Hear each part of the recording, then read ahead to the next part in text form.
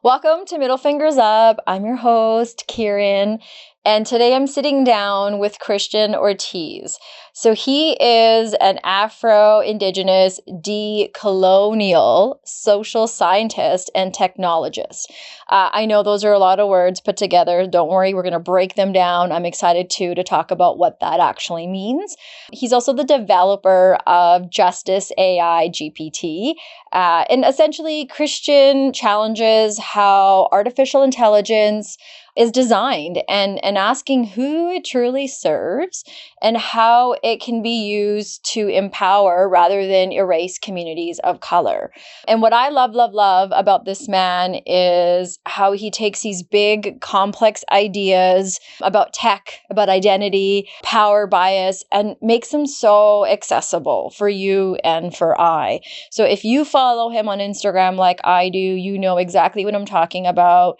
He generates conversation on his platform that's not just about informing, but it's also about provoking reflection. And that's exactly what that's done for me every time I've gone on and been part of a conversation that he is sharing on his platform. He makes us pause and ask, like, who is building our future?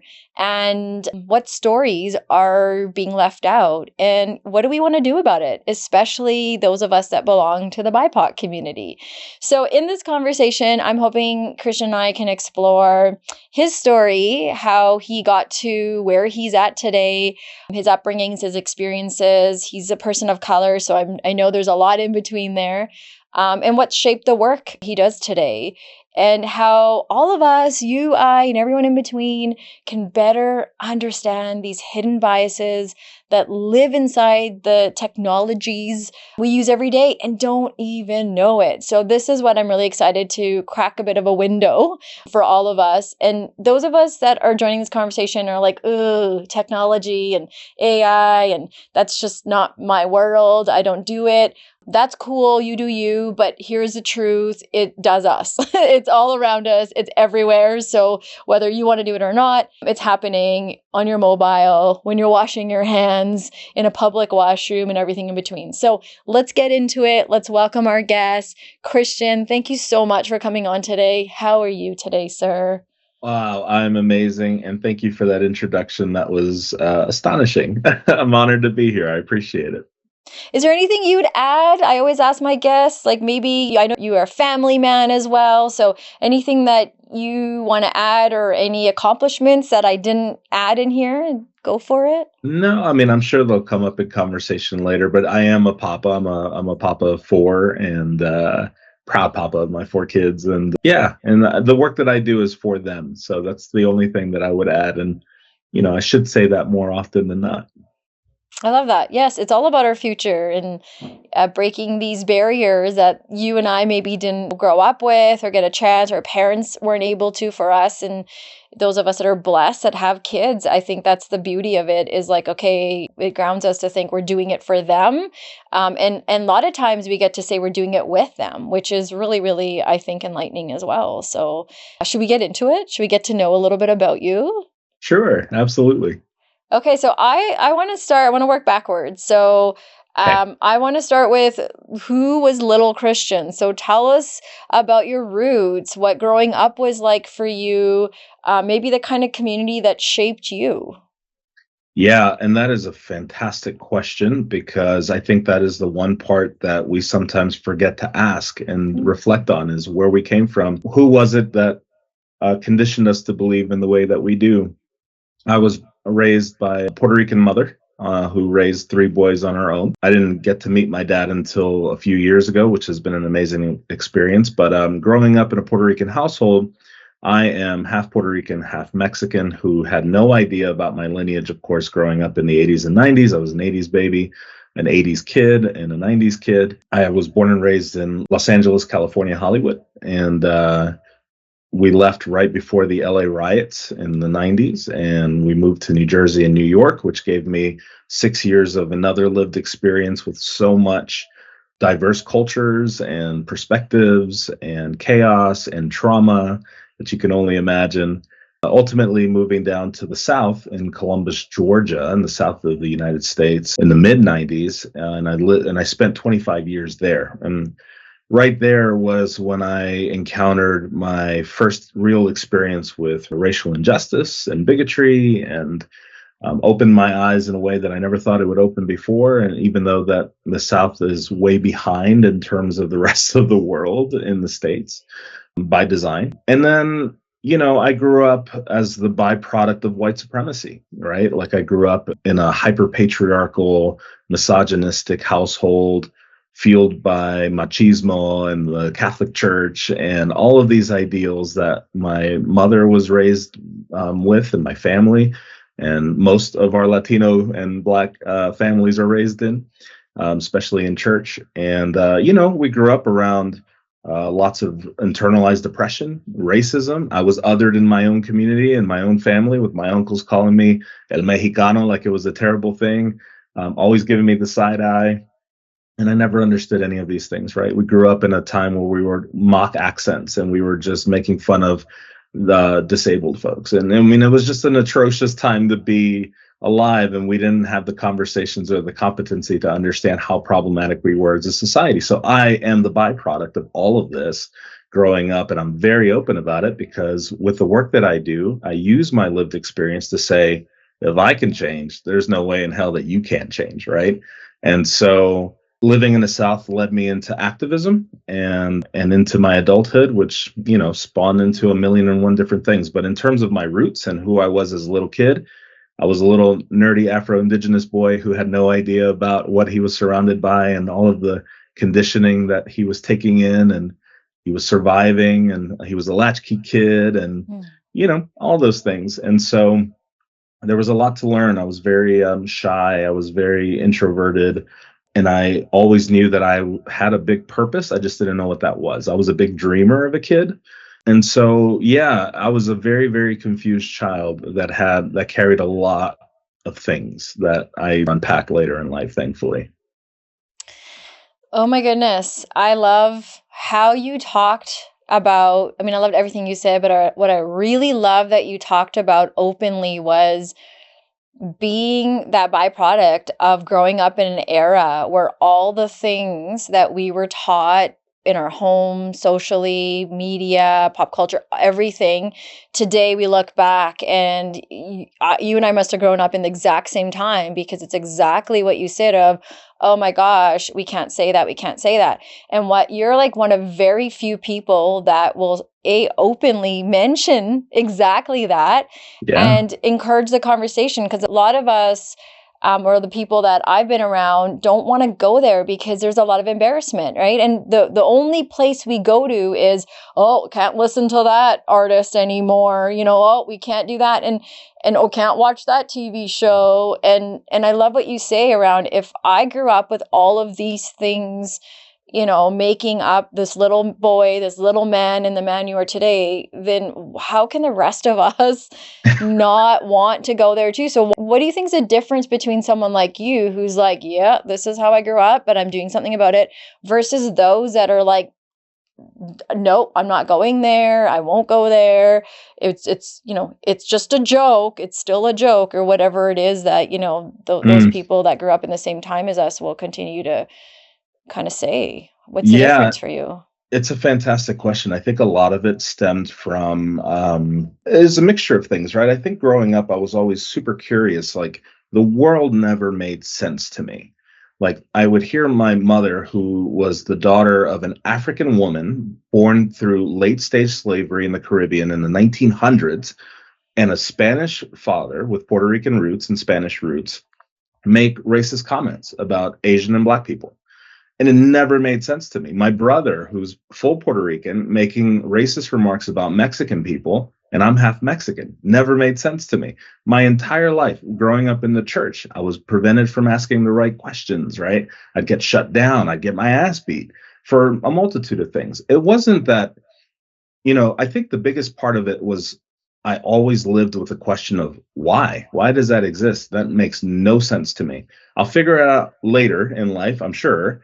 But right now, this makes no sense to me. So I never went along with whatever conditioning was around me because it just didn't make sense. My mother also, to the second part of this, I think what really forged who I was and who I've always been is my mother was the epitome of I don't need no man to, whatever. I'm this independent woman. And she always taught me, regardless. I always say she taught me lessons without having conversations, right? Of lessons.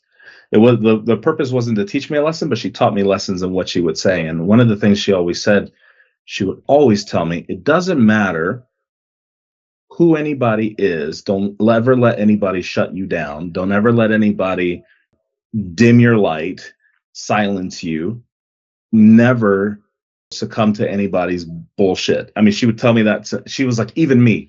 And then it backfired because even when I'd argue with her, she was just like, how dare you talk to me like that? And I was like, you said, even you. But what it did is it reinforced this. I don't know what else to call it outside of this badassery that manifested from her, where she took no shit from anybody. Literally, it didn't matter who you were. She's a little 4 foot nothing firebomb that there was people feared her, right? Because of who she was and how she survived. But what it did is it really reinforced something in me to literally say, no, no, no, I'm going to lean into my conviction and what I believe is right. And if I have to use myself as an example of how I deconstructed, which, mind you, my deconstruction from all of that mess was brutal, right? The moment that I realized that, oh my gosh, I've been a douchebag for half my life, if not majority of my life, things need to change, then I got left with this decision to take the other path.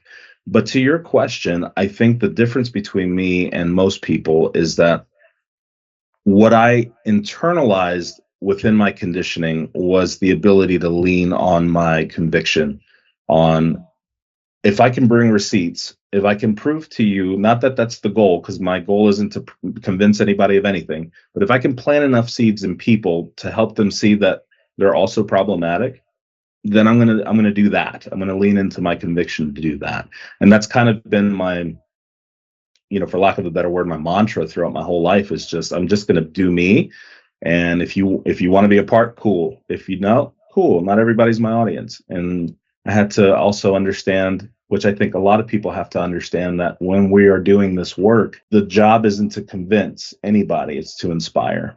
And those who don't want to hear, I'll block you. I don't care. I like my social platforms, they're my household, right? We protect who we allow in our house. Same thing for social media.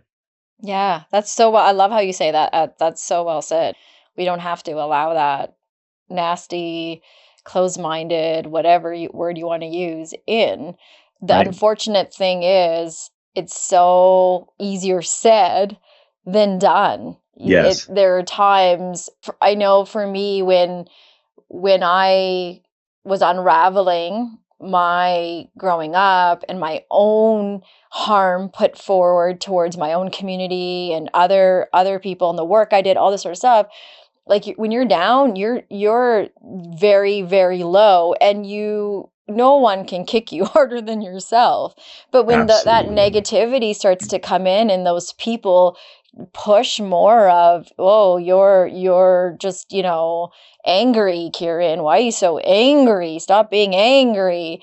And you're like, okay, how do I say, yeah, you're right, I am, but also not allow that to consume me, because my anger isn't you telling me I'm angry. You know what I mean? Like, Yeah. so it's like this weird dance that you're doing with everything we've been taught growing up, as you said.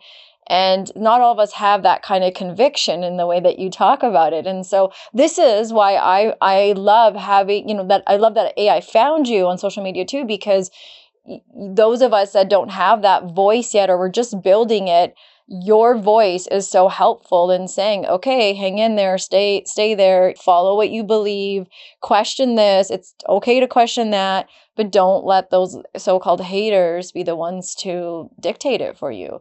And so 100%. you did find your calling because you speak so well, and your mom definitely raised up, I would assume, with the positive word, maybe not stubborn, determined, man who's like, hang on a second. And Yeah. so I think that's lovely. And when we come into the world of AI, how would you say that if AI reflects the people who built it, which yesterday I had the opportunity to hear you on a panel through the Calgary Black Chamber Society. So they had this whole AI panel of Beauty and the Beast and lots of things. I left there with lots of questions and thoughts rumbling through. And so my question to you is, if AI reflects the people who built it, and you've already sort of talked about how society not bringing the influence there, how do your own cultural roots, your own experiences, your identity show up in your work today? How would you share that with us? Yeah, it's a fantastic question. What I realized early on in doing this work, so for a little context, I'll wrap this all in together. I was invited to do beta testing for Chat with 3.5 back in November 2022. Not sure exactly how the hell they found me or how I even got there, but regardless, they were doing 50 people a day to test the system out. And as an activist and somebody who's been doing decolonial studies and social science studies since his 30s, I knew that the system, as I was speaking to it, was going to change the world because it was the new Google. I knew it blew me away. But I immediately saw the biases within it because I recognized them because this is the work that I do, right? In conversations. And immediately it left me with this holy shit moment where I was like, well, how do I build something that doesn't do this? Or who do I talk to for them to change it? And then my entrepreneurial brain kicked in and said, no. Like, fuck them. Like, don't even talk to them about it because they're not going to change squat. Build something, figure it out.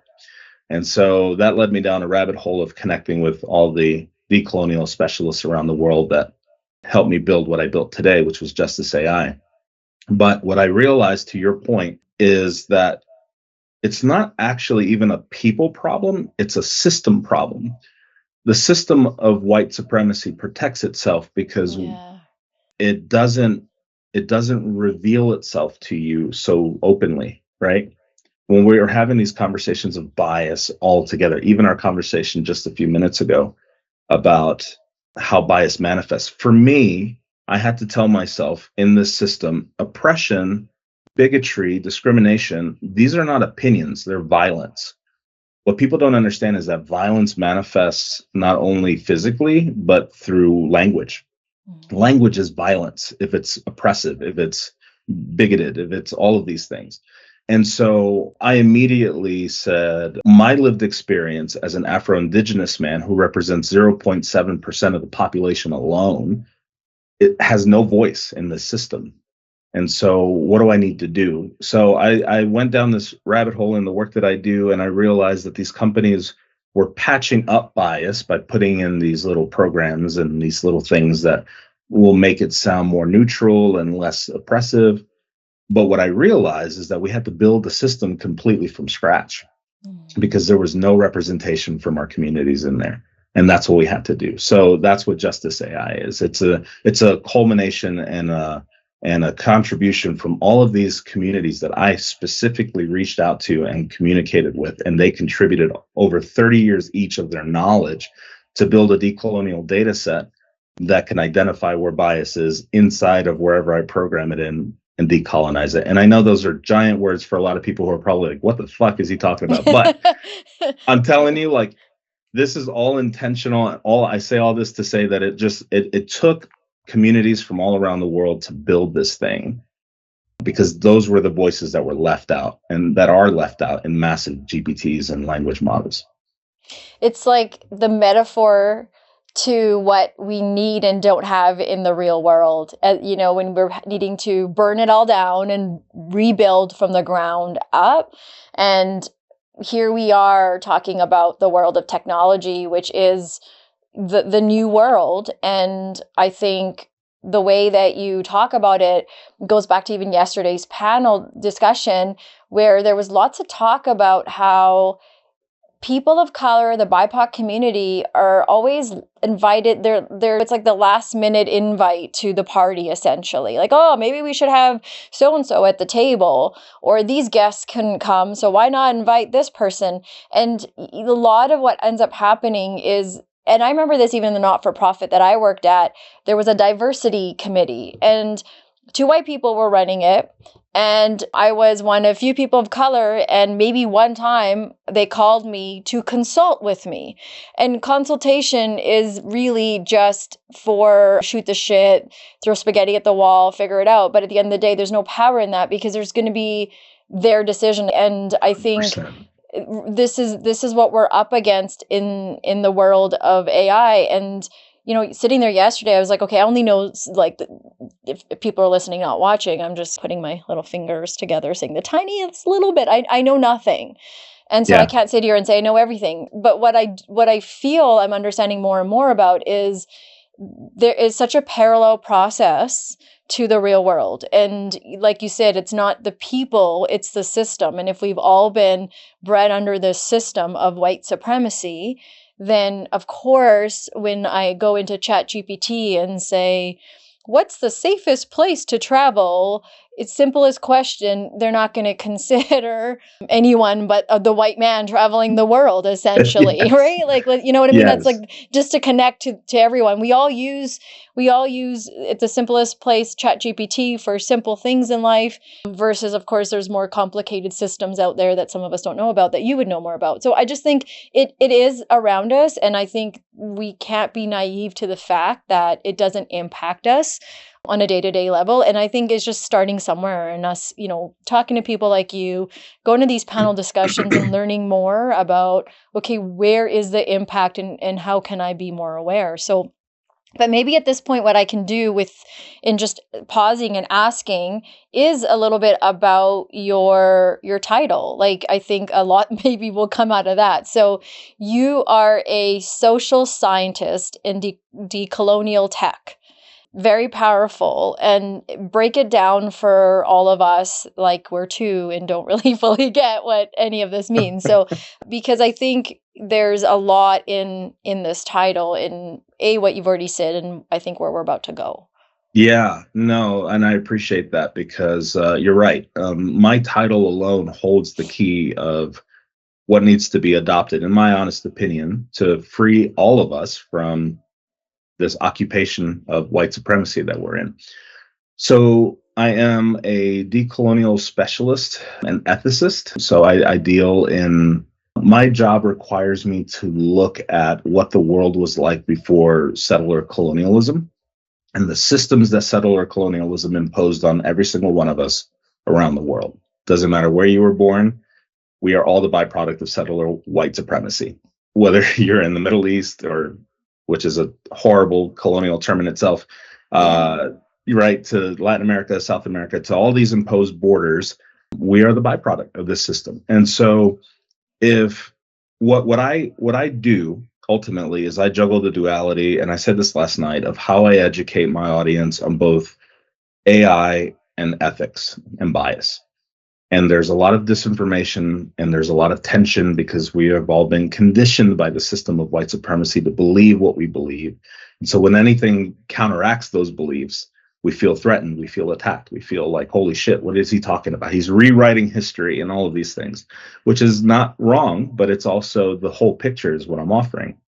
So what I try to tell people is that you have to understand that every single one of our social biases, our harmful social biases, I'm not talking about like the difference between wanting pepperoni over pineapple on a pizza. I'm talking about how you see, what comes up with you when you see a Black person, what comes up when you see an Indigenous person, what comes up when you see an Asian person or a Middle Eastern person or an Indian person, or whatever the case may be. And I'm using these titles loosely because this is what resonates with people. All of those biases come from this colonial white supremacy. These are not things that existed before colonization. And when I say that, people were like, well, that's bullshit, because before colonization, there's been oppression and slavery and all these things. And that's true. But what I help people understand is that colonization, European white settlers, they codified all of this oppression into law, global law. and they codified it through the church, and they conditioned its people. They didn't just colonize land, they colonized minds. They colonized the way we see neurodivergent people, the way we see the queer population, right? They demonized all of these other things that were not cis heteronormative to a white man to that standard. And so if settler colonialism is then the byproduct, or is then the what contributes to bias, then decoloniality is the antithesis. It's the medicine, it's the remedy. It's not its own bias, it's just showing you what is actually happening, right? It's diagnosing the problem. Bias is the cancer, it's the disease. And so we have to unroot all of it and then rebuild after that. So that's the decolonial part. The social science part then, which there are not a lot of people who intersect the two. You either have people who are professionals in CRT, critical race theory, and decoloniality, or just social scientists. But if you're just looking at social scientists or social science without the decolonial lens, then it's all based on Western frameworks and you're just perpetuating Western ideology. So what I do is I blend the two, and then I then examine how the system of white supremacy that which we've all inherited impacts every single one of us, no matter where we are in the world, and how it manifests even within white people, right? So the third component of what I do then educates white people to help them understand that, hey, don't forget, race is not only a social construct, doesn't exist, and which is why whiteness is a system. Racism is a system, right, that also hurts white people.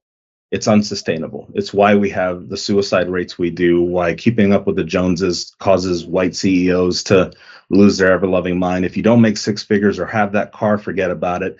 It's all about pleasing women with money and status and power. All of that is colonial white supremacy in action. And so whiteness is then a system that impacts every single one of us. And then what happens when I go there is that it gives white people skin in the game to say, holy shit, now I actually have something that I'm fighting for. Because what they also forget is that the system of white supremacy has stripped Europeans from their own lineages because they were Celtic, they were Baltic, they were Slavic, they were Irish, they were Celts, they were all of these things. And then they were replaced with white for status. And so when people understand the whole picture of what I do, they're like, oh my God, okay, now I get it. And then it just ultimately comes around to offer healing for people. Because I think that's what we are, very unhealthy, unhealed, unprocessed, running around with our traumas, just throwing trauma at each other. And we can't get to where we need to be because of it. So I carry a lot in what I do with that title. Because that's where my content comes from. All of it stems from, once you see how the system of white supremacy has injected itself in every aspect of our life, once you see it, you can't unsee it. Mm-mm. Everything is conditioned by it. And my job is to deconstruct that shit for the next 30 years. Man, oh man. Where do we go from here, right? Like I know. That it's like, can you teach a seminar in classes, honestly? Because like you said this at the beginning, you use the word inspire. And I think when I connect that word to what you're saying, and you're talking about healing and you're trying to help everyone, including white people, understand their role, but also how they're connected in this. And I think it really does connect us all as a human race when we can look at it from that perspective. And I think that's out of sight, out of mind for many people. Like, I'll be the first to admit, right, as a person of color, and definitely for white people as well, it's like a very big disconnect in terms of, oh yeah, this is the impact. And I remember you wrote about this a little while ago too, about how settler colonization impacted a lot of those, European communities as well, because people were stripped from their own culture, and then there's no land to really connect to and to know and to fight for. So you really, it's like when you don't have a solid value system and you're like, sure, I'll do that, and then you're wishy-washy. And I think the way you put it helps us understand, okay, like it's bigger than what we think it is, and we have a lot more to know. And I think it's important that we understand it, because then we can actually, all of us, work together start to that's not your job in the next 30 years. We all have a role in this, and it shows up in how we raise our kids, how we have these conversations. The list goes on and on and on. And 100%. right now we're just, on social media where all the races, all the communities, we're just in our bubbles breaking it down because we're only starting to understand as language allows us to around, okay, as a South Asian community, how colonization impacts me and my young kids today. But I think, like you said, there's more to it in terms of all of us are connected on a global level. And so if you could reach out, like you want to inspire people, you want people to leave with this knowledge of, okay, like what's my role in this? For people who think, we're just a bunch of conspiracy theorists and out to lunch and, need to take our medicine and whatnot, what's the thing to do? How do you have those conversations? I know you can't rationalize with the irrational person. So I'm not talking about extremes on either ends. Like I'm talking about those of us in the middle that are, losing friendships, impacting relationships because we don't know how to walk that path together. We're kind of in our own lane. There's a real tension there. And I think that you're touching on something that we struggle with, because by nature, we're conditioned to believe like, well, you should believe what I believe and I should convince you of what I believe. Yeah. And that what I try to leave people with is to remember that in this conversation, it is okay to have boundaries. It is okay to protect your peace. It is okay to remember that not everybody's going to follow you in the journey that you're going on. And what happens is that when we started our own deconstruction, it happened to me. I say lost, but thousands of people, especially like if you remember, let me take you back to Trump's first presidency, right? In the States, it was not only Trump's presidency, it was Black Lives Matter came out. George Floyd was murdered. The world revolted. I believe wholeheartedly that the world had its first racial awakening, right? And what happened is everybody scrambled. They didn't know what to do. So they jumped on the ball of DEI. I'm going to say this specifically. We hear this term collective liberation being thrown out a lot when it comes to DEI work and bigotry. What people don't understand is that if you don't involve liberating white people in this fight as well, then it's not going to work. We're talking about the collective whole of humanity. We are all imprisoned by this damn system, right? And we've had the wrong language because people don't understand that. People have never had the conversation until just recently about how the system of white supremacy impacts white people as well. And it's not to just say like, I have to convince white people now. That's not what I'm saying. It's like you and I talked about earlier. We're seed planters. When the soil is ready and when the individual is ready to absorb and hear the information, then it is up to that person to decide. There's way much more out here that I need to realize. Maybe I should listen more. And I see it in the thousands. I have a huge platform online on all my platforms. I see thousands of comments of white people who are like, your article literally saved my life. Because I had no idea. And I get this comment probably the most out of white people, in addition to the N-word and all the slurs that I get too. Of course.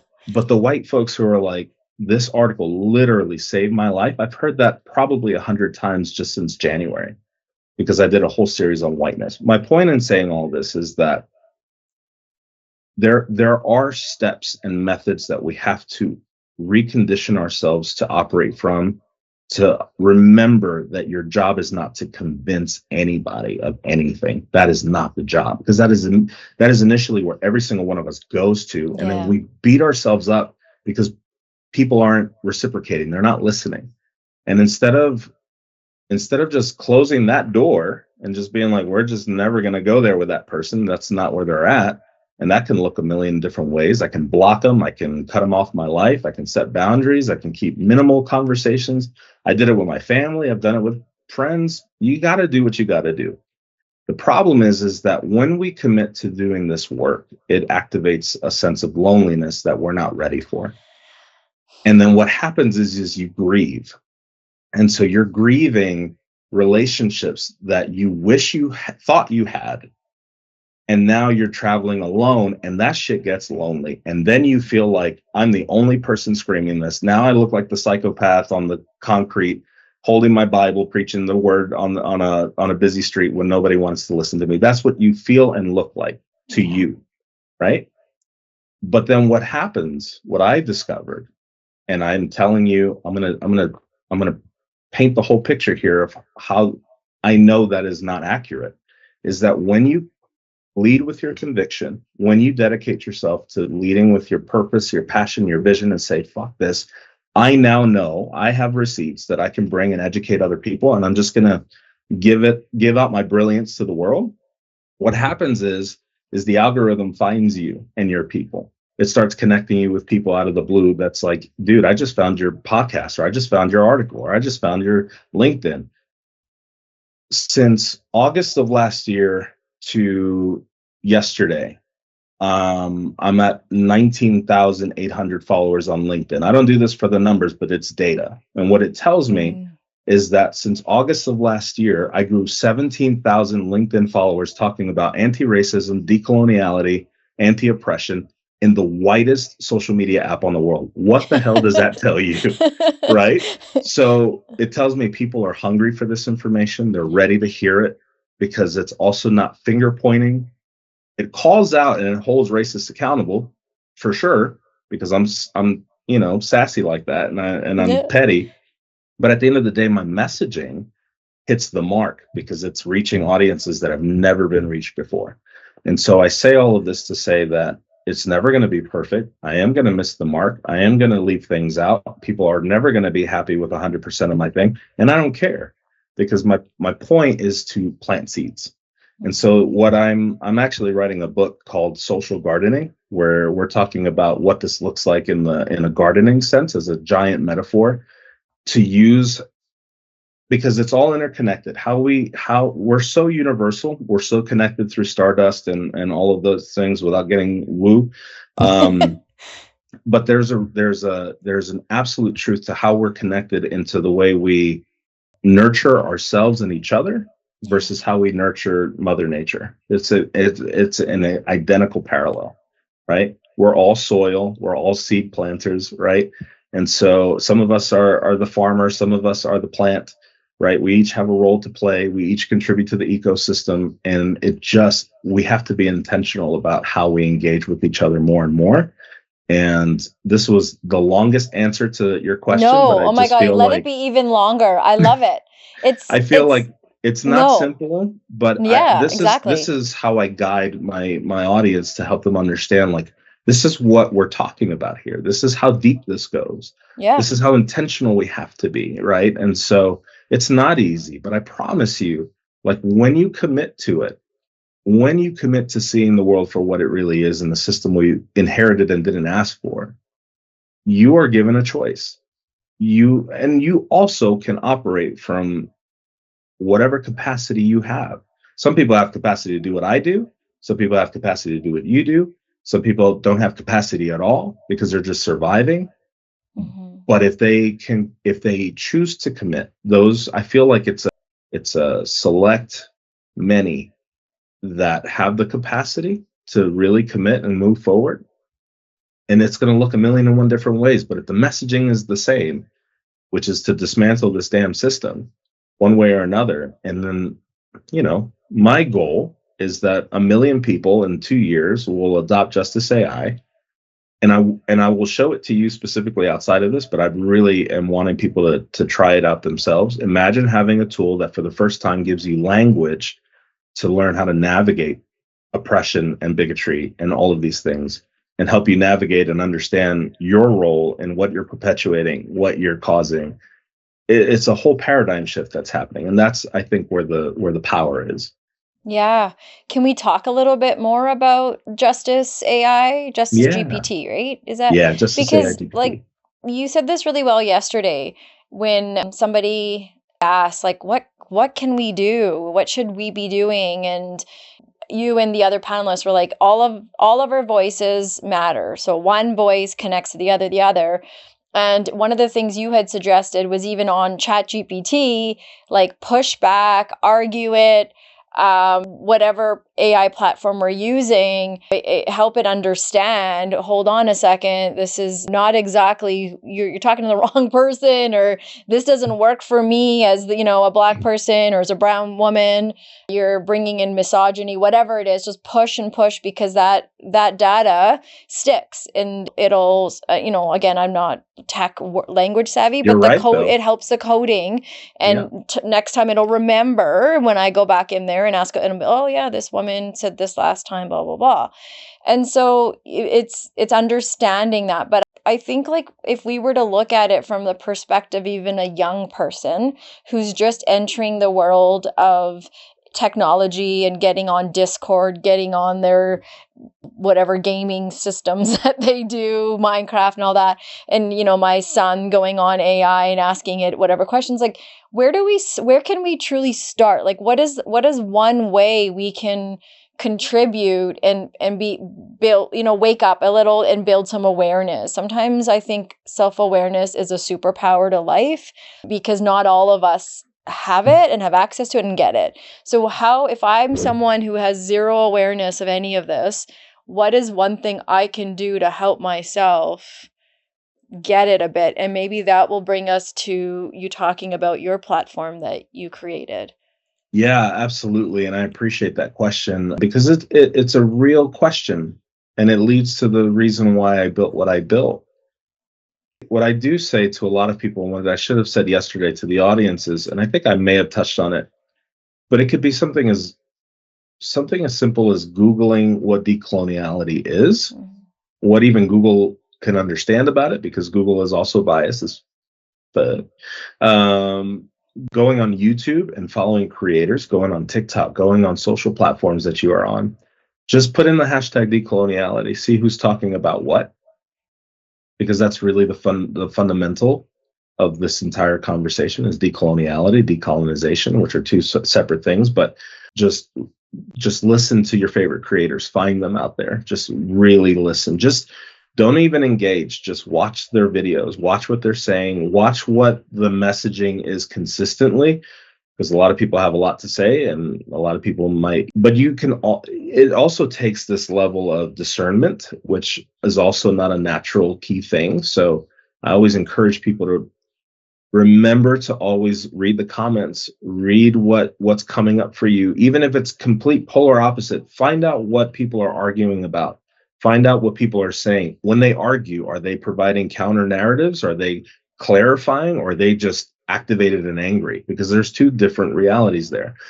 So it's not an easy journey to figure this out. It's not easy, but Google, YouTube, use the things that you have available to you. Social media. There are tons of decolonial specialists on TikTok who are also on Instagram and sometimes on YouTube that they know what they're talking about. And so even anti-racism, equity, find out what oppression and bigotry looks like across the board outside of race, right? Really deep dive. And I think that is a solid way to start, just to open your mind into the conversation and just breathe and remember that it's not going to be comfortable. It's just not, right? It's going against everything that we've truly been conditioned to believe. And I just think it's what led me to say, you know what, there aren't many tools out here that provide a starting point. And to be honest, I hated being that guy on a panel that said, subscribe to my GPT, because I hear you. It's like the ultimate But you're pitch. one of one out there. So I'm one of one that offers a solution. It's a knowledge house, right? Like this community, whether it be Calgary Black Chambers, other BIPOC communities, get together to be knowledge house builders. And so to me, it's not really being the cheesy person sitting outside a Canadian Tire selling Girl Guide cookies or whatever. It's better and more important in my mind, because For sure. what I don't know. And we're all trying to go to a place of, now I know what I don't know. And then maybe it'll be, I know what I know, right? But who knows? So it's like just starting in that place, like of, oh, okay, that for me, that, when I started following you, yesterday made it even more clear about what that platform is, because it's a lot. It's overwhelming, and this is my message to the community as well, is I'm being open with it, because I think sometimes when you get asked in a classroom, do you have a question? No one puts their hand up because we all assume I'll be stupid if I put my hand up and ask. And Exactly. I think the point of even, me saying I know nothing is reminding us, like, we all start somewhere. Some of us know way more than me. And having people like you in the community sort of helping us learn, I think is the key. But like you said, we have to be willing Yes. and okay with what we might find, when we enter these words in our search engine. It's like back in the day when we saw inappropriate videos that we didn't want to come across, like The same feeling. yeah, I am almost like rather watch those videos again that I didn't want to watch that involved cups and things, it's like, oh my gosh, because that discomfort was way better than but that's a reality. That discomfort is also, I always feel, maybe not always, but maybe nowadays I feel, when I get uncomfortable in the room, my heart's racing, I'm like, oh, this is just the meaning of change is happening. Yes. I'm growing. Something is like, that's legit growing pains. That's okay. It's okay. Let it come in, and then I'll get to the other side, because like you said, we want to stop and our defense mechanisms go up, and like now we're disconnected as a community, and we're only as good as our weakest link, right? So we have to kind of own up and say, I'm that weakest link, so people help me, community help me. I tell you, I'm gonna add to that, because what's funny to me, I always revert back to when I started my decolonization process, my deconstruction process. I had a mentor who, I'm neurodivergent and ADHD dyslexic, and what happens when you hyperfocus on social injustice across the board, you feel it more than the average Joe, because especially if you're a person of global majority, you internalize it more, you feel it more. And the same is true when you deconstruct and you realize that you've been part of the problem. That's even a worse discovery. And so I had a mentor who was like, that's okay. He was like, and he said exactly what you said. He was like, that just means that you've just opened the door to growth. And that is your nervous system reacting to newness and new ideas the same way you would when the first time you jump on a roller coaster, the first time you say, I love you to your first girlfriend, the first kiss you've had, the first time you've had, like all of that is your nervous system reacting to something so terrifying and new. There's nothing different. And when he equated it to the things that I've experienced 1,000 times over before, then I was like, you're absolutely fucking right. What am I actually worried about? And so every time I got that feeling, it was less and less and less and less, because I remembered I've already been through this emotion before. I've already been through the scary part again. So if you can remind yourself of like all of the horrifying things that you've accomplished in your life and have overcome, from something as simple as a first kiss to a new job interview to, all of the things. We've been here. We've done that. There's nothing different about it. The only problem is that we've been conditioned to believe that we shouldn't be there. Like we should know better. So I always tell people there's a difference between being educated and being conditioned to believe a lie. Right. And when you understand that we've all been conditioned, and only a very select few of us have actually taken the time to actually educate, then you realize that the actual education looks completely different than what you've been conditioned to believe. And that shit is horrifying for the majority of people. We're not ready for that conversation. And so I just wanted to preface that, because the takeaway from that is that whatever comes up and whatever gets activated from you is no different than what you've already have overcome in your entire life. Even by the age of 10, you can imagine how many things you've experienced and how many fears you've had at 10 years old. I remember me being 10 and with my upbringing. So it's just a matter of understanding and having a broader perspective and understanding of like what you're actually dealing with. And so, so this is what my tool offers. This is what Justice AI offers. I built it inside of ChatGPT, and I'm segueing into it here because we were talking about Justice AI. And so it's like yesterday, I asked the entire crowd, I said, how many of you use ChatGPT? Everybody raised their hand. And the only thing I could say in 15 seconds was stop using it and switch to my Justice AIGPT. Yeah.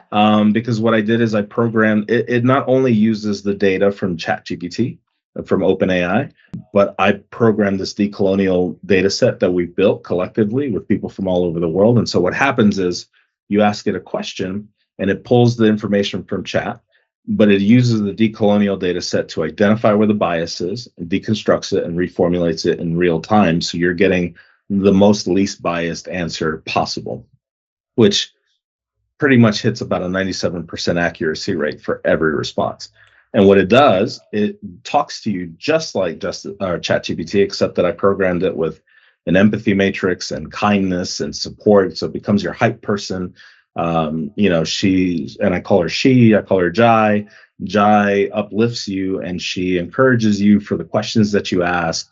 You give it context and you tell it you're a white person who's trying to figure out something about whatever. She's not going to be like, I can't believe you're asking me that question, right? Like, she's like, I appreciate the courage that you have, asking such a thing. Let's dive into that.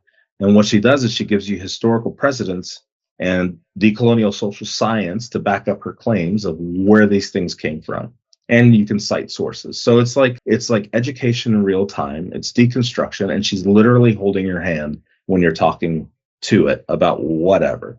And so I have now about 150 users around the world who are doing incredible work with it. And not only in their professional lives, but in their family dynamic, right? How do I talk to my kids about racism? How do I talk to them about X, Y, and Z, right? We are a mixed blended family with a stepdad and who's their biological dad is Korean and Filipino or this, that, and the other. And like, how do I, respect their culture and do that? Like all of those questions, like you can use it to help guide you in how to build a more inclusive household and more inclusive culture in your business and your organization. Like I built it for all of it. And so we have never had, I can honestly say with pride and ridiculousness that all circulates and all the emotions, that we've never had a tool until now do this. And so when you asked earlier, like, where do we go? Where do we start? Start there. The cool thing about it is that if you don't have the money to pay for ChatGPT and you use a free account and you can figure out how to get a $20 account for Justice AI, it's an additional $20 add-on to ChatGPT. You could just pay for Justice AI and then use it with limited usage throughout the day. It'll cut you off, but it'll still give you access to it. Yeah. And so some people start there, and then once they get more financially situated where they can afford that, then they can purchase the ChatGPT Plus for $20, and then they get unlimited access. But I also created an affiliates program. So you get 4 people to sign on a month, you get 50% off for each sale. Then you don't have to pay for ChatGPT or Justice AI. And everybody, everybody knows it's everybody. Like a Spotify account when you can have it's a Spotify account. People on it with you, and you're all splitting the $11 a month or whatever it is, Exactly. Yeah. Well, I keep telling people, it's like if you're gonna protest Starbucks and Netflix and all these things, at least invest in a tool that's literally doing the work. Yeah. Right. And so, and if you become an affiliate and you get your community to be a part of it, then you're making money as well, and you're paying for the accounts. And ultimately, you don't have to pay for it. I've got like 5 users who invited people, and now they're not even paying for any of it because they're getting paid monthly. And so now money's going back to the communities, right? It's also like this weird mix of, I'm building a liberation system inside a capitalist system, which is also like a contradiction within itself. But what I remind people is that the money that we bring in, also percentage goes to the people who help build it every month and the communities that we're serving. So if redistribution isn't part of your process, then it's actually not an ethical tool, because the money has to go back to the people, and a percentage goes to us so that we can scale and take this. So like, we're juggling a lot of realities, and it's not a perfect tool. Yes, it's built in a capitalist system, but the purpose of it is to help you break free from your conditioning. And I think that ultimately that's worth it, in my opinion. So for you, what gives you hope about where tech and justice can go from here? Yeah, I carry a lot of hope. I think I'm a pretty grotesque optimist when it comes to the world. It pisses people off because I see the light at the end of the tunnel. I do, and just about everything. I try to, at least. The hope that I carry is this: is that when we look at social impact movements, we've come a long way in a short time as a society. We're still a very, very new society. And I think where we are collectively, when you look outside of MAGA bubbles and people who believe in oppression, the majority of folks understand that it's not right. Mm-hmm. And we've never, like now more than ever, and when we talk about our upbringing, we know how far we've come since the 80s and 90s. To me, in a 30-year span, to have that much of a consciousness shift and to understand like where we're headed, I think is pretty rapid. So if you think about how quickly AI works in an oppressive lens where it amplifies bias to 50 million biased outputs a day, is perpetuating bias at mass scale. What happens if people adopt an ethical AI that does the opposite? It would have the same impact, if not more. Yeah. I see it every day. I'm telling you, in the 150 people that are in community, they send me messages every day of success stories of what's happening with this. That's 150 people with probably 1,000 use cases. So imagine 1 million people who adopt it. You literally have a paradigm shift overnight, thanks to and like I said last night, I'm not a tech bro. I understand the damaging impacts of AI and how problematic it can be. But when I literally have built a system that's changing everything, I also can see what that looks like at mass scale. So I can run probability matrices and come up with all the numbers, but just from the simple 150 people using it every day, for them to have thousands of use cases of the change that it's happening, and their minds are blown and their lives are changed and their families' lives are changed, what does that talk about for the next generations that we're building just for those users alone? Yeah. And so I'm thinking like now more than ever, if we have this tool that isn't going anywhere, which is AI, especially language models, then we each have a responsibility to contribute using to these ethical systems. You know, it might cost you a little bit more, but at the end of the day, what are we really investing in for our futures, right? That's what the question is. It's like, how intentional are we when we're spending? And if we are really surviving and money is an issue, then why do you still have a Netflix account? Why are you still paying for Amazon? Yeah, Honestly, totally. like, you know what Like you these said, the companies are doing. Starbucks app, and I think the other thing too, like that I would imagine you're up against too, is okay, there's a subscription fee, and then like you said, I can go on ChatGPT and have access to that in a free way.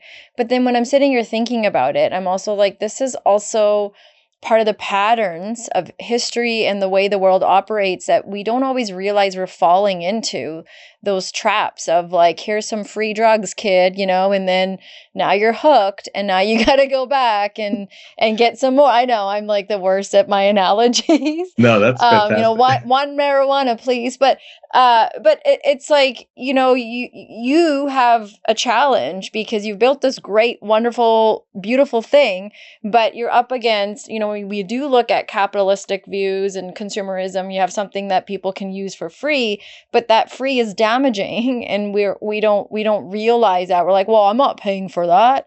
But then that when I go in and chat with ChatGPT, the information I'm getting is keeping me very limited and, you know, supporting that deep-seated white supremacy that I only know, and I don't know, it's the germs conversation. You don't realize they're there, but they're impacting us. And these sorts of things are going on all around us every day, and we don't realize it. So people are hooked to that because it is free, or the limited version of it. I know you can still pay and get the fancy version, but most people are going to do the, you know, so I'm just like sitting here thinking about, maybe you want to add to that, or I'm out to lunch, but I don't think I am. I don't think I am out to lunch. So No, I think that's a valid point, and you're 100% right. And you know, what I always tell people, it's like when you know that bias is coming up in your AI, it's going to take you at least 5 to 6 prompts to get the answer that you want, which you're evaporating more water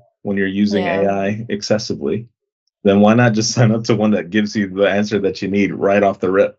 You know what I mean? Like, it really condenses your usage of AI too, Yeah. so that you're getting what you need immediately. So you don't have to keep arguing with it to be like, well, that was sexist. I think you missed the mark there, Yeah. right? Or that was super racist. And then you get into another conversation that spirals into another conversation. When we're even, one of the biggest arguments that I get is, well, how are you solving for the AI ecosystem problem, like how it's impacting the environment? And I'm like, I'm not, because I built it in ChatGPT. I have no control over how they manage their data centers. That's not what this is for, ultimately. Also, AI is not the problem. It's capitalism. So unless we want to talk about real systems and the problem, we really need to go there. But if you're not ready to go there, don't even bring it up as an argument, because you're not even contributing to, Yeah, like, it's the whatever. loopholes that they like, those loophole people. Yeah, and it's not an answer in defense or for me getting pissed off about it, but it's really to help people reorient where their concerns should be, right? Because Yeah. we keep saying, oh, the environment, oh, the environment. I'm like, yeah, but you're not saying anything about the capitalism that allows this to happen, right? The capitalism that's extracting from the environment just for growth purposes, right? Like, you're not Yeah. actually fighting on the right fight here, right? And so, I mean, it's such a broad, giant conversation, and I'm okay with people who don't want to use it for whatever reasons. Is that you're not there, you're not ready, Yeah. you don't Yeah. understand it, and if you're not my customer or my client or my community member, oh well, that's fine. I'll Yeah. see you when I Yes. see you. You Totally. know. Yeah. Exactly. I agree with you in that sense. Absolutely. If you could rewrite the story of AI through like a decolonial lens, Mm, what would your opening line be? I could rewrite the story of AI through a decolonial lens. Yeah. You mean in terms of how it was developed? Yeah, but all of it. There's so much to it. So whatever pops up for you. Yeah. I wish that the story started like, once upon a time, the collective population of the world came together to create a system that understood the perspectives of all life on Earth, Ooh, to there give you a go. full story. There you go. There's a show for you, Netflix, right? Yeah, Let's talk absolutely. about that.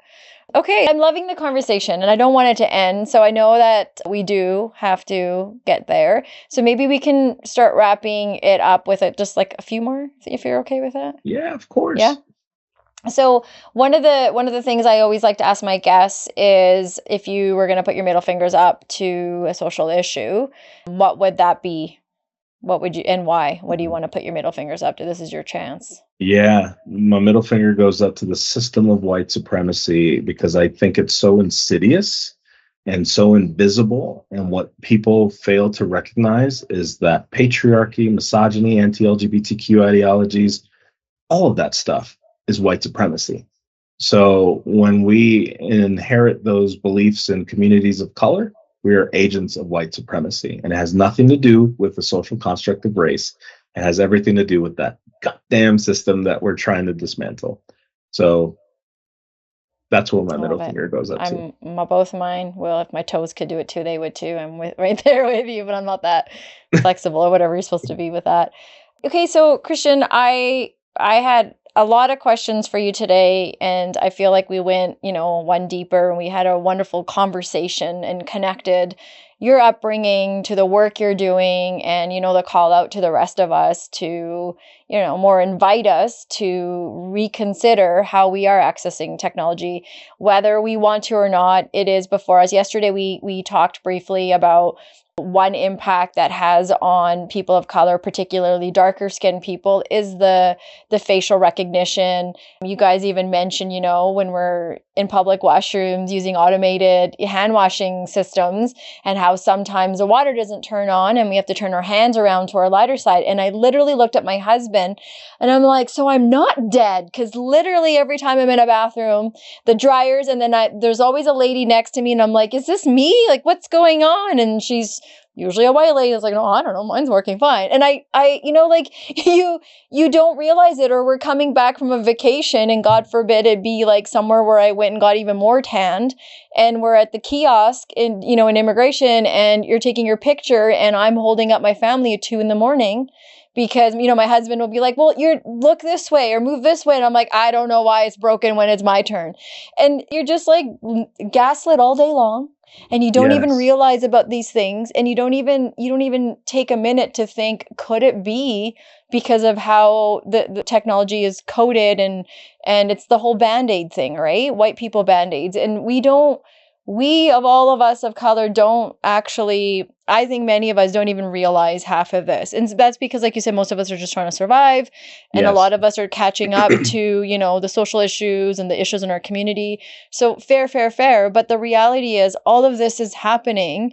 Technology is among us. It's occurring, as we were saying at the beginning. And at some point, we have a responsibility to start to ask, where is it impacting me and where am I impacting it? And if you have anything you want to add to that particular part. I have tons of shit to say about it, so I can talk to you for hours about it. What I love to do is I love to leave something with your listeners, whether they watch it or not. And this is an invitation to you to expand outside of the video too. Is when you share your video, of course, just give a highlight of those facts that we've talked about throughout this video, so people can understand, like, oh, maybe bias is something that I actually need to pay more attention to, right? Like, I love your reaction to the bathroom story, because it's most people in the room are like, I never even thought. But I also encourage your audience to always make a post of what they learn. Like today, I learned X, Y, and Z about bias. I had no idea that impact, even if that's the post, I had no idea that this was a thing. Just leave it at that and just watch what happens, right? Because ultimately what happens is it just sparks curiosity. We're all seed planters, right? And so my goal is that everybody just shares a little bit of what they learned just once. Even if it doesn't make sense to a lot of people, don't worry about it, because you just never know who's watching. You never know who needs to hear it. Mm-hmm. And that's how it works. That's how it spirals. And they become an extension of us. Yeah, exactly. Like I would imagine for a lot of people sitting there yesterday, but definitely for me hearing that, and I'm sure for all of you up there, you're saying all the things because you believe, you've done your work, your research, all that. And I think it's very meaningful to know, yeah, like, hey, one person, 10 people, whatnot. But you don't know when you walk into that room and what you're going to leave people with. And you and I were kind of actually talking about that before we started recording too. You don't know who you're going to impact or not. Like I was saying to you, I started following you on social media. I really appreciated you helping me develop my voice, helping it get stronger. And I love that I got to see you in real time at this panel conversation. And I'm glad that you talked to me yesterday when I was like, oh my gosh. And you were saying this too. You're like, you don't know when you're going to make an impact on people. You didn't know that I was going to show up and fangirl you yesterday. And you didn't know who came to you after the panel, and you all had people lined up afterwards wanting to have a deeper conversation. So you can tell that we're hungry and we are showing up. And like you said, even just your subscriptions and followers from last summer till now, a lot is happening in the world, and these patterns connect us all. They're not just isolated moments in history or in these events, whether it's watching a Hollywood movie that's planting their own seeds in a way, like all of this is happening. And I think when we widen our lens a bit, we start to realize, oh, okay, and I get to play a part in this story, and I can decide if I want to be an extra in this movie or I want to, be the best friend of the person starring or whatever, right? So I like to do main character energy, but hey, that's just, me. But I love that analogy. Yeah. So, well, a good one hit, yay. They all just throw things out there and you never know, right? But I just think, like it was really meaningful yesterday to hear you and your panelists talk about things that are impacting us and the questions. People are worried about, is AI going to take my job tomorrow? Right. And people are worried about these things, and there's lots of reasons where those kind of worries come from. But like you said, bias is everywhere. It's embedded in all of us. And I think one little thing that we can leave with, right, helps us sort of wake up to, oh, I didn't realize I have this kind of bias. All these intersectionalities are meeting us all It's day heavy. long. So It's heavy. it's heavy for sure. And like, how do you spend your days studying, bias and talking to us about this and all of that, like with inequity, power, like how do you take care of your own mind and spirit with this heavy topic every day? Yeah, I sleep like a baby. I do, and it's really weird. And I think a lot of, I also grew up with a lot of trauma and a lot of traumatic environments. And this stuff to me is like a cakewalk, which I understand even talking about it probably activates a lot of trauma for people in the way that I faced trauma Yeah. dealing with crime and, poverty as in my youth. So I have a lot more resilience. But at the end of the day, I think what happens is that I'm left with a state of awareness. There's a power in having the state of awareness where, at least if you understand where the issues come from, then you're left with a choice of how do I examine my bandwidth to figure out, well, what am I able to contribute? Luckily, I can contribute a ton, and I do. But if I wasn't able to, that's okay too. I would just be able to be like, you know what? All I can handle is just knowing the truth. And Yeah. sometimes that's powerful, because what happens when you know the truth is you're not perpetuating shit. You then operate from a different lens. So either way, whether you're at a place of just, I'm okay being aware, or I'm aware and I'm willing to give everything, I protect myself that way by just being very self-aware of what am I. Sometimes it gets a lot. Don't get me wrong. There's sometimes I'm in the news and I read so much about what's happening all over the world, and I'm like, I need a beer and I just need to sit down and chill, and I need to spend time with my family, my love and my kids. And I think that self-awareness piece is just ultimately the key. Once you Yeah. figure out what you're capable of, what capacity you have, and that it's not going to always look the same every day, you just have to remember that, right? But if you could spend some time in the morning to have self-awareness, to be like, where am I at today? How much bullshit can I encounter? How much can I give?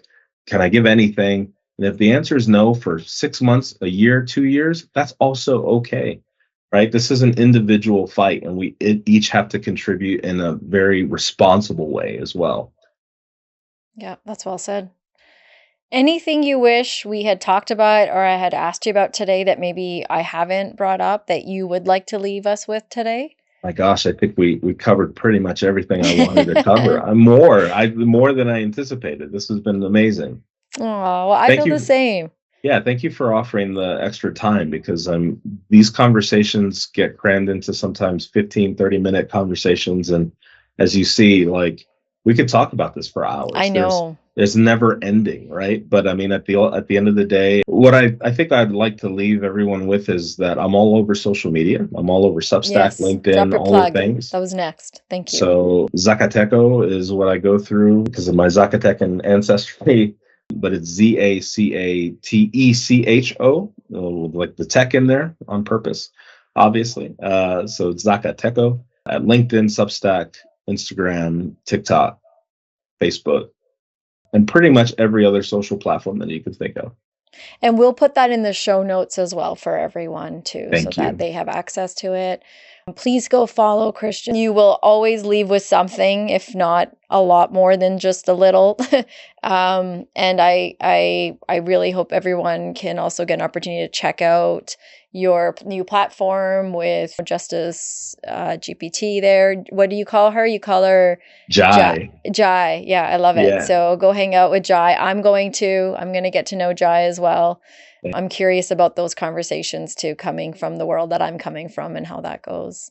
Yeah. And maybe, you'll come back because like you said, there's a lot to talk about. And so maybe we can have you back. And this is just a see you until next time instead of a farewell or goodbye.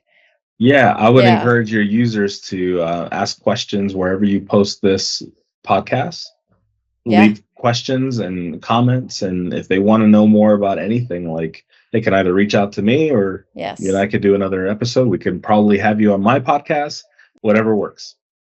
That's amazing. Can you tell us about your podcast before you go? Yeah, so if we want to tune in. Yeah, it's called Cape On. It's a Tech Activist Podcast. Cape On used to be a slogan I used to have because I always thought of myself as a bit of a superhero, not for any hubris, but just because I've survived so much shit. Yeah. But fighting social justice, we're all superheroes in our own right. And so it's Cape On, the Tech Activist Podcast on Spotify, YouTube, iTunes, all the things. And it's me talking about the work of decolonizing AI in real time and bringing social justice into tech specifically. I love that. Yes, I'm going to tune in. Hopefully, everyone else will too. Thank you again for sitting with me, giving me your time. I really appreciate everything I'm getting from you. And like you said, to everyone that's part of this conversation today, these conversations are literally just door openers. We're just scratching the surface. So if you have anything you want to add to, ask. You now know where you can find Christian. You always know where you can find me. And we do hope that you reach out. Let's keep the conversation going. Thank you so much.